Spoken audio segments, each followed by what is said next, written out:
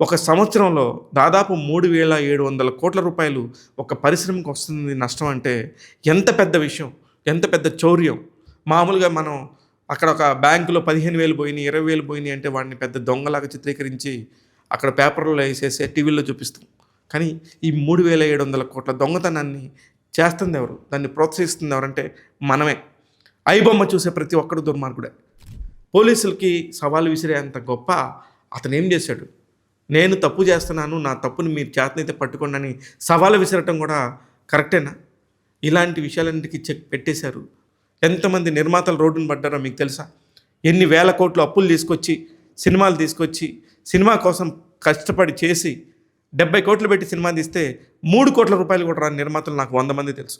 థియేటర్లకు రాకపోవడంతో మొన్న ఒక సినిమా డైరెక్టరు మంచి సినిమా తీశాను, నా సినిమాకి రావట్లేదని చెప్పుతో కొట్టుకున్నాడు.